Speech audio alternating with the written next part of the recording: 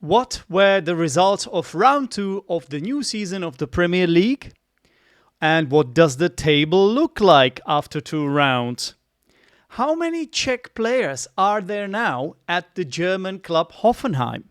And what do the words thrashing and battering mean?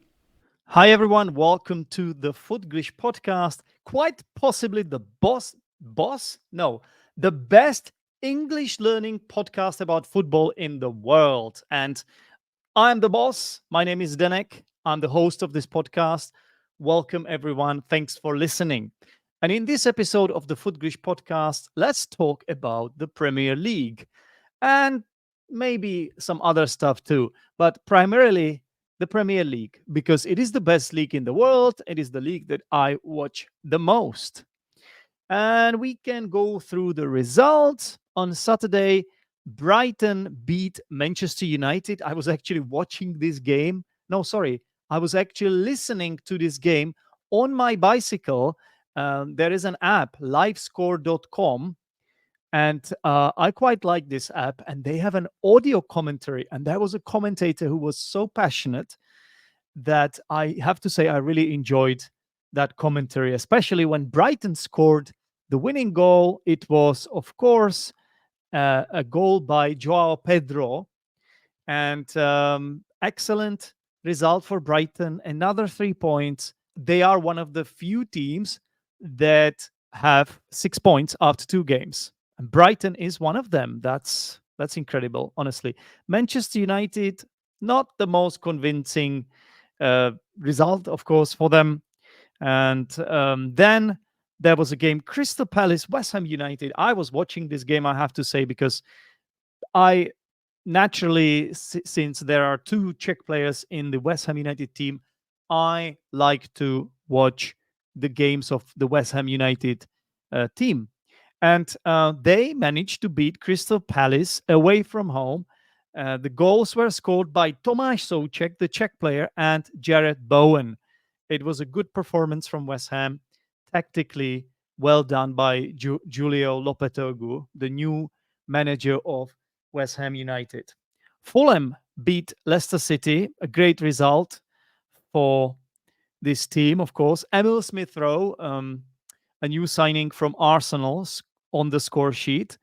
And the second goal Fulham scored was also scored by an ex-Arsenal player, Iwobi. But I think Iwobi used to play for Everton as well, after he left Arsenal.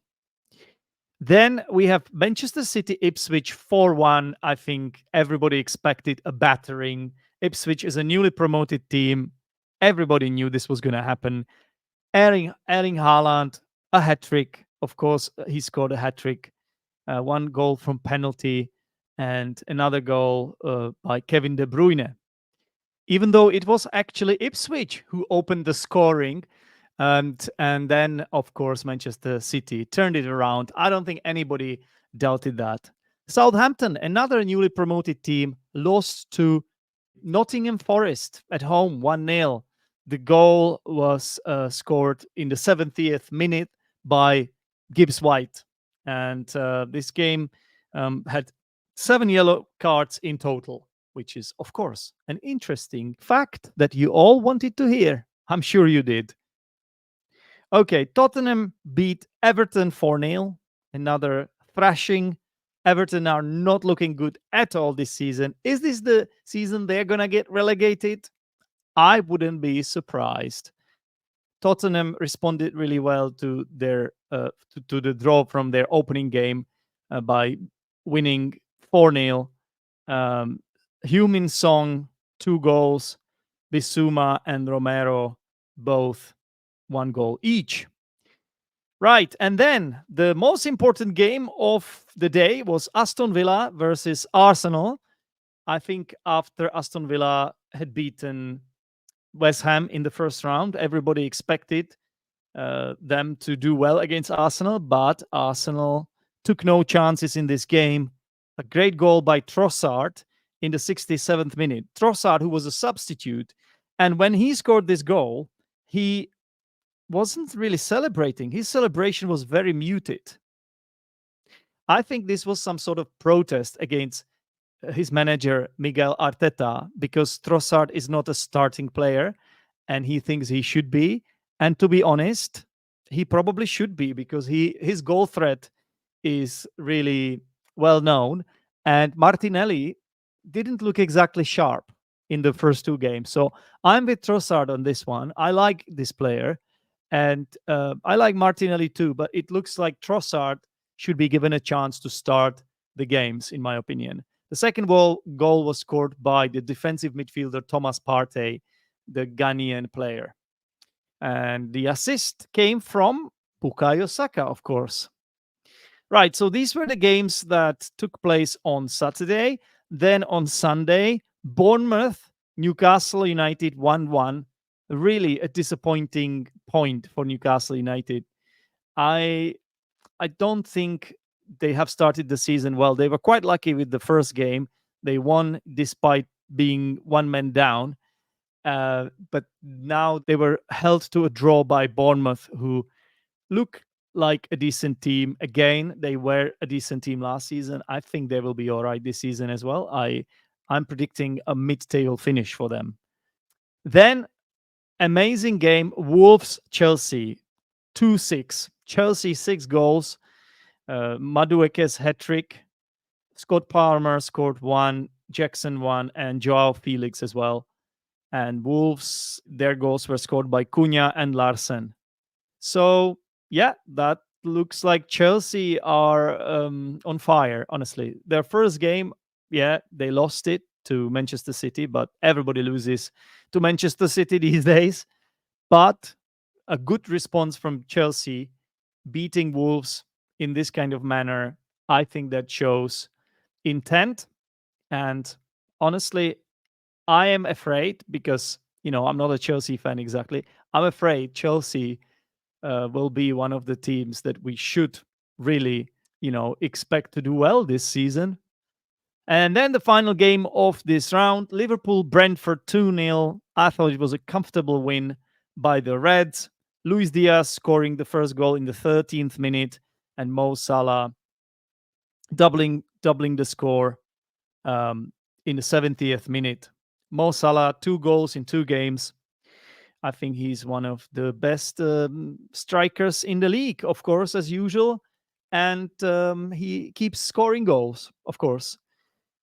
Which brings me to the next thing I want to talk about, and that is the fantasy team that everyone knows that I play the FPL, the Fantasy Premier League, and I'm gonna share my screen. If you are watching this on YouTube, I'm going to share my screen and show you my points, show you how I have been doing. I guess it's all right. It's much better than the previous week. 81 points. You always look at the average number of points, 69. So 81 is above that. I'm happy with my captain Haaland, of course, who scored a hat-trick. So my points were doubled for this player. Then David Raya, 10 points. He made a lot of saves and he got bonus points as well. And he got a clean sheet. That's why he ended up with 10 points, which is amazing for a goalkeeper. Emil Smith-Rowe, of course, and Robinson, 2 players from Fulham, really delivered. But everyone else has kind of been disappointing. Well, the Liverpool players, they did their job, I guess. But Eze, Garnacho, Bailey, Isaac, I think all these 4 players have been disappointing so far. I've already sorted Garnacho. I bought Tomáš Souček, of course, and I'll have to send Barco as well because I think he is he injured? No, he was loaned to Sevilla, I see. So Barco needs to get out of my team as soon as possible. Yeah, Watkins isn't exactly on fire either, but he was playing against Arsenal. We will see. I'm still keeping Watkins. I think his next game is against Leicester and then a few other easy games, so that should be all right. Looking at the Footglish Podcast League, which, by the way, all of you can join. Just follow the link in the description of this episode. Looking at this league, you can see I'm in the 3rd place, which is not too shabby. I'm quite happy about that. all things considered, especially considering the fact that my first round wasn't that impressive, but I suppose I was more consistent than the people below me. And I even saw some of them played the triple captain chip. For example, Budgie played his triple captain chip. That's why he got 92 points, which is great choice of triple captain. But I'm still above Budgie, so it's not looking that bad. My cousin Honza, 82 points, also has played triple captain. And yeah, we can see Paul has been playing really well at the start of this season, 90 points. That's rather impressive. A lot of points the previous week as well. Deservedly in the first place, but I'm not too far. And neither is Duck. Hoa Duck, Barcelona Terminator team, 83 points. These are the best three players so far. So we will see what happens next. Of course, this is a very competitive league and the season is long. So only 2 rounds of the Premier League have been played and there are still 36 left. So anything could happen, right? Anyway, this was the Fantasy Premier League. And now I'm going to include my 2 new segments. Those of you who used to watch my YouTube show, Learn English with Football, and then it was called, I think, Premier Corner. I kept changing the name. I used to have this segment called the Hero of the Week and the Villain of the Week. I'm going to do the same thing here and see if I can keep it up. And of course, we're talking about the Premier League Hero of the Week and the Premier League Villain of the Week. So, my Premier League Hero of the Week has to be Haaland, who I heard scored his 10th hat trick. 10th hat trick, apparently, in the Premier League. I'm not surprised. If this number is correct, I'm not surprised. Then, my Villain of the Week, I'm going for Eddie Howe, the Newcastle manager. I thought they played 2 unconvincing results, even though their first game they managed to beat their opponents 1-0, despite being down 1 man, right? They were reduced down to 10 men. They still managed to win, so that was all right, I guess, but I thought it was quite lucky. And their second game against Bournemouth 1-1, had it not been for a crossbar and then VAR intervention, they would have lost this game. In fact, I thought Bournemouth their chances were better. And also they had a goal disallowed, right? So, yeah, I mean, what else? What else can I talk about here on this podcast? Guys, I think maybe we can have a look at the table, at the Premier League table. Again, I think I should probably share this with you. Those of you who are watching this on the YouTube channel, you will have a chance to see it. Those of you who are not watching this, well, just listen. Just listen to what I have to say. We have 4 teams at 6 points. So 4 teams, 100% record. It's Manchester City. They have the best goal difference, +5. Brighton and Hove Albion, +4. Arsenal, +4. Liverpool, +4. So basically, we have 4 teams at 6 points. Then Tottenham, 4 points in the 5th place. Newcastle, 4 points in the 6th place somehow. Even though I gave Eddie Howe the Villain of the Week, they are still in the 6th place. So I guess it's not too bad. But next game is against Tottenham at home. So we will see how they do there. Nottingham Forest in the 2nd place. I'm pretty sure they are happy with that. Good start to the season. Chelsea, Chelsea will be all right. They just lost to Man City at 3 points. West Ham at 3 points. They lost to Aston Villa at home. Now they beat Crystal Palace. And the next game is against Manchester City. So they will probably remain at 3 points after next week as well. Fulham, 3 points. Manchester United, 3 points. We've already spoken about them. Aston Villa, 3 points as well. And Brentford also got a win. Then Bournemouth has 2 draws. That's an anomaly here. 2 draws, 2 points. Leicester at 1 point. And then we have 5 teams at 0 points. Southampton, Crystal Palace, Ipswich Town, Wolverhampton Wanderers, and Everton. Everton are bottom of the league with -7 goal difference. Yeah, so that's the table. And obviously, this is early days for the league, so a lot can change. But I think we can already see some patterns. We can see that the teams that did really well last season, more or less started off well this season as well. So no surprise there, I suppose. And the last thing I can talk about here, guys, is about some Czech players. You know, I'm Czech. So those of you who are not Czech, those of you who are from other countries, please forgive me for mentioning a few Czech players. Um, Apparently, Alex Král, who is now playing for Real Club Deportivo Español de Barcelona, has started the season well. Apparently, the fans like the way he plays, and that is something he needs because this player used to have a lot of confidence, but the last few years has been under a lot of criticism. So it's good to hear that he started the season well. Then, of course, we need to mention Tomáš Souček scoring his goal for West Ham, even though the fans are totally against him. The way they speak about Tomáš Souček in the media, I hate it, absolutely hate it. Not the media, excuse me, the fans. The fans are just so fickle. You know, one week they will just absolutely hate Souček because he's not as elegant as the other players, but whenever he scores, oh, suddenly they love him.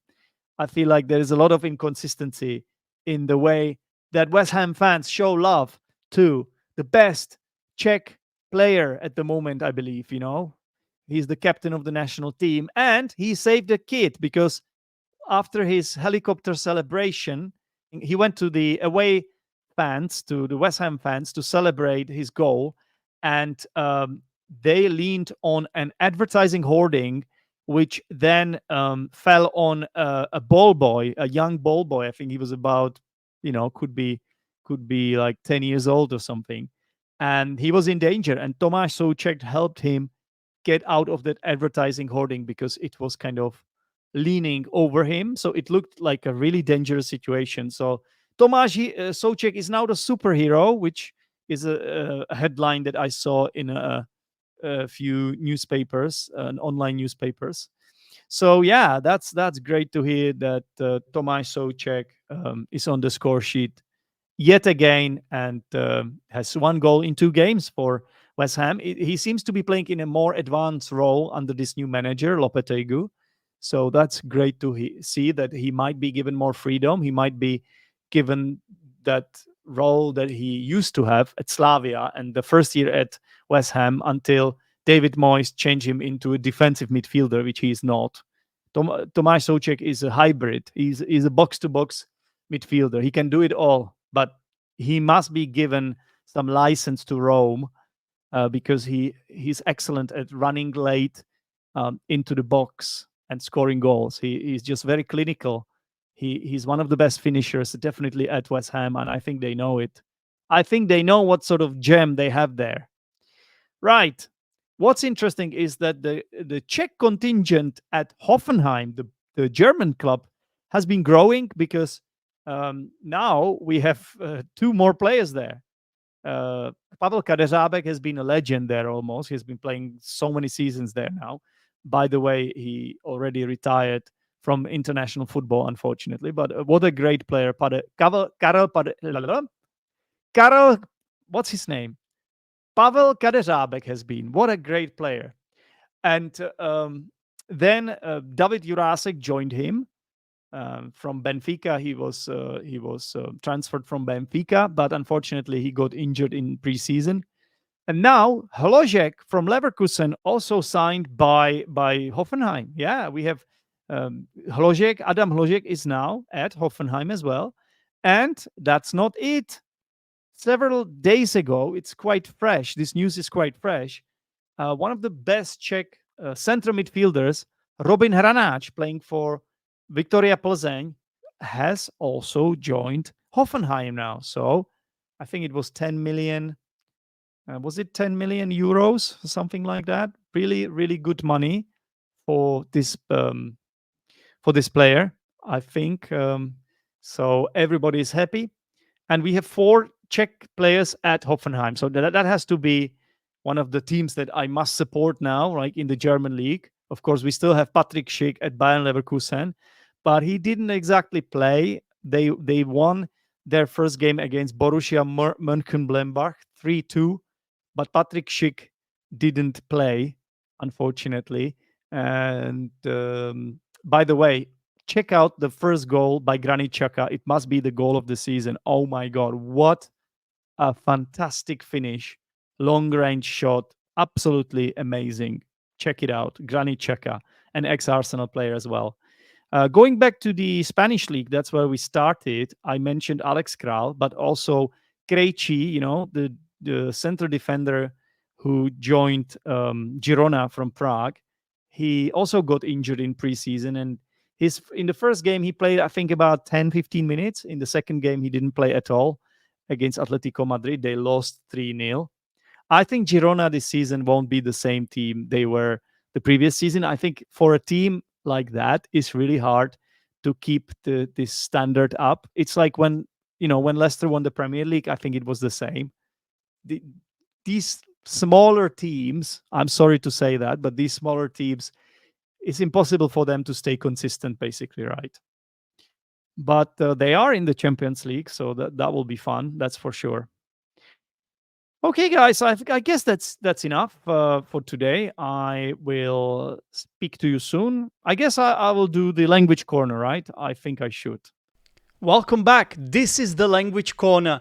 I'm not sure if this is your favorite part of the show. Perhaps it's your least favorite part of the show, but I still have to do it. And that's because otherwise it would be just an ordinary podcast about football and I would not stand out. And I need to stand out because I'm an English teacher and I teach English to people from the football field.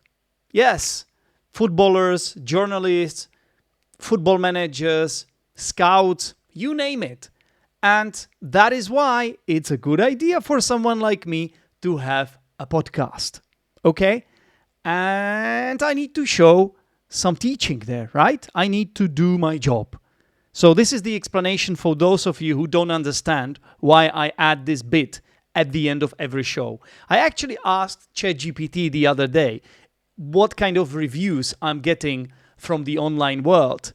And it said there are some mixed reviews. Most people, I guess, are positive. And unfortunately, someone apparently said that I am too analytical sometimes when it comes to my podcasts. And that probably was about this bit, the language corner, which it's okay. This is not for everyone. You cannot ever possibly please everyone. Anyway, if you do enjoy the Footglish podcast as a whole, as the whole package, please let me know, okay? And the best way to do it is really to leave a review on Apple Podcasts, Spotify, wherever you can do it. If you give me a 5-star rating, I would be absolutely delighted, of course, and very grateful to you. But let's talk about the words thrashing and battering today. I said Manchester City Ipswich 4-1. I think everybody expected a battering. And then I also said Tottenham beat Everton 4-0. Another thrashing. Battering and thrashing mean almost the same. We use these terms metaphorically to describe a match where one team dominates and defeats the other by a significant margin. So these results were 4-1, 4-0. Any scoreline which is by 3 and more goals is more or less a thrashing, let's be honest, or battering. Yeah, so there you go. Be careful about the pronunciation of the word thrashing. It's not trashing. It's not from the word trash, as in garbage. It has nothing to do with that. There is an extra H, T-H-R, thrash. That's why you have to pronounce the th sound. Thrashing. All right, well, let's see if there are any more thrashings and batterings in round 3 of the Premier League, which we are all looking forward to. Thank you very much for listening, everyone, and I will speak to you soon. Take care. Bye-bye.